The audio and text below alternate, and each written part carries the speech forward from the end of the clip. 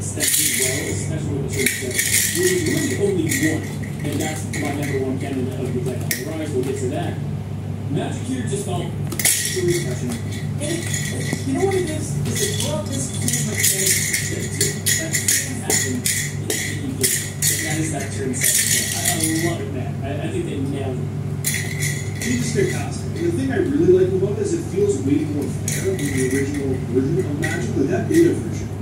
Hitting your opponent with a surprise turn 7 play, where they've played their apocalypse down and they thought the end of the game had happened, was brutal. You were prepared for that turn 7, and your opponent was scrambling to know what they were possible. It was like one of the most unfair effects in the game by far. It actually made Magic the best part of the game pretty much, right? And it works wonderfully with the deck or deck of trade and compilation with it. And ultimately, I think this change is amazing because it's way more fair. Because what you have here is a turn 3 Magic, turn 4 Magic. You're not going to want to play Magic turn 5, but if you played earlier, your opponent has more time to prepare. If you're willing to skip turn 6 so that you can hold on to She-Hulk and Infinite, you got coconuts of steel. Because I'm sorry, so many people right now are ready to get rid of that Magic Limbo. There's a gamble. It's not guaranteed that turn 7 is going to pop off because now your opponent knows that it's a plan in advance that, oh, they're playing on turn 7. They get taken by surprise. And as time goes on, Magic's only going to get better. Like all cards that we see in Snap, they have this stuff that goes way up, then it kind of goes down. And so where Magic isn't anticipated all the time is going to make it all feel a lot better because then you don't even have the counter plays and then you're actually surprising. In your case, is you built your deck to go 7 turns. They didn't, so if they can stop it, I think that's fair. And you do run the risk, right, of if you're skipping 6 man and playing with fire, with usually the payoff to win is the way that I look at it. So love the Magic change. I think we could have a whole topic of what other cards deserve this kind of bold change. I'm here for the party. So Magic, awesome stuff. Now our next change is going to be, let's just figure out some odd stuff, right? Let's get to the next kind of spiciest one, or at least up there in spicy changes. Real odd. I mean, we haven't seen a revival of a card so quickly. So honestly, another just like soft clap, golf clap. Similar to a, you can take this to some more decent masters, or you can choose to look at it as like, they saw the feedback that nobody was excited about this card, and they hopped in it quickly. And I think they did a good job here, because this might be the boldest change they did. 100%. I 100% agree. You know what? The greatest season passes because they iterated on a card fast. They fixed it up and made it more relevant when they had to. They're good on so much season passes because we want to see this responsive. This is huge. I mean, in any other game, this card would have been great. In any other game at all, this card would have sat useless for months until it got changed. It is literally still the season pass card, and it got changed. That to me is so exciting. The fact that we have a team that's like that responsive to what's going on, and like, listen, Phoenix Force as a 5, we talked about it right here on the Snapchat. It was like a cool card. It had its moments, but it was so hard to build around. Like, it felt kind of like at 5 cost, it was just hard. And you even said it on the original discussion. You said, 5 is too expensive. It'd be nice to push 4. And now here we are. It's 4, and it feels like a complete revival. It's rising from the ashes. There's so much to talk about from Phoenix Force. I feel like the perfect thing about it is like, Legion here, the worst part about this card is that it's a 5 cost. And the 5 cost is just such a bad cost, man. It's you have to have significant. Very nice. You know, UK folks always apologize for stuff. It's like this is UK. So we got 2 things going on here. It's very common for 1,000 to play like this. Already this person has a much better opening foundation.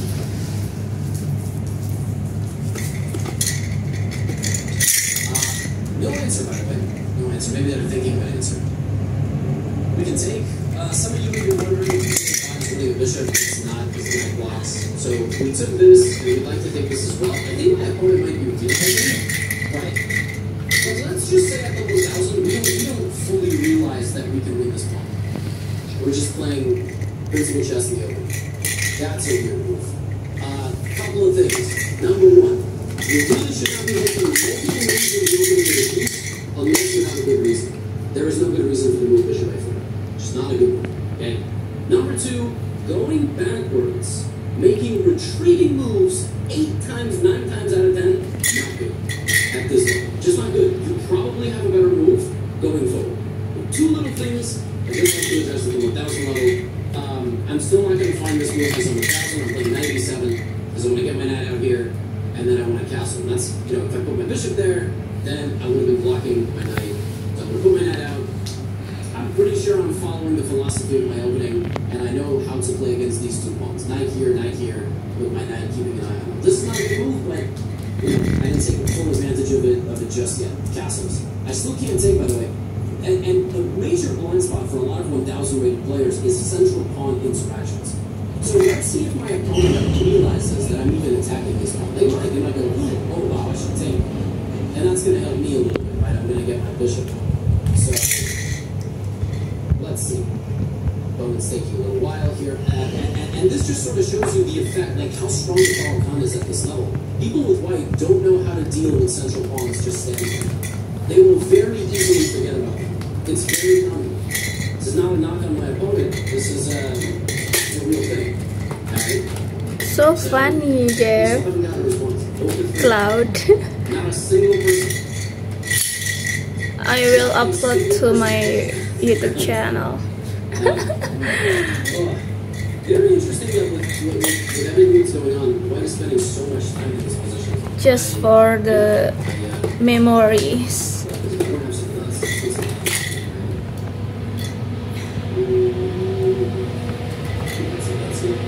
Healthy, and this religion, legal reasons.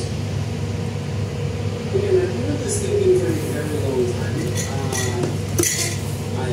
I mean, I will edit this out of the video if I just sit here for 6.5 minutes. That was pretty wild.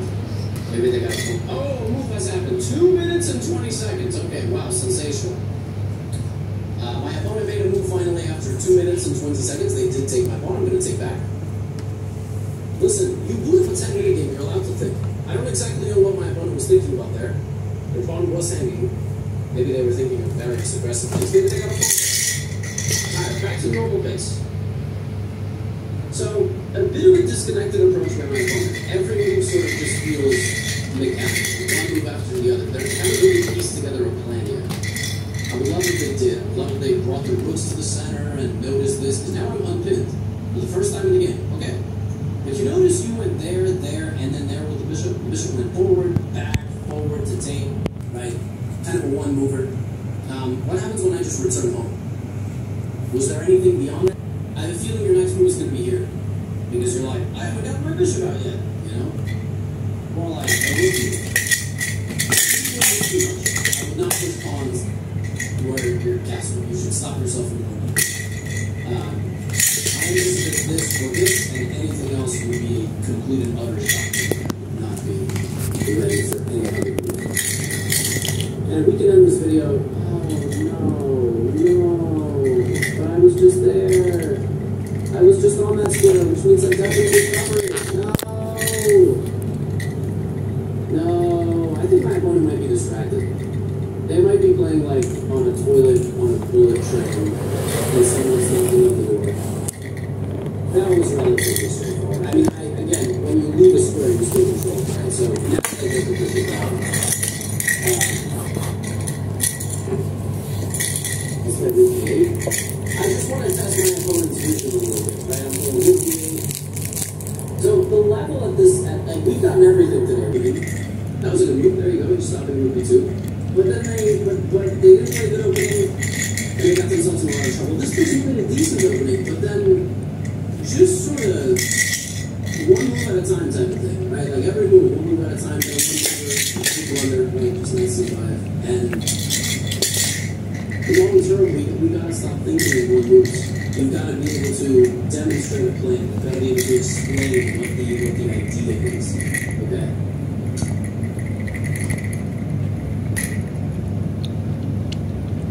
I predicted this move, right?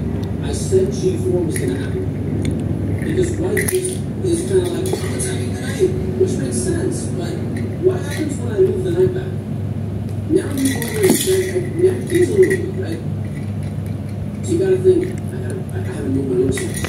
That's nothing to force, right? Now white is probably going to throw a bunch of pawns for you. Obviously you don't want to trade queens because you're down a bishop. Trading queens is not good, but it's a forcing move. Maybe doing this to bring the pawns up, try to pawn storm. Just tough to do anything. Oh yeah, scene 4. There we go. Just every move aggressive.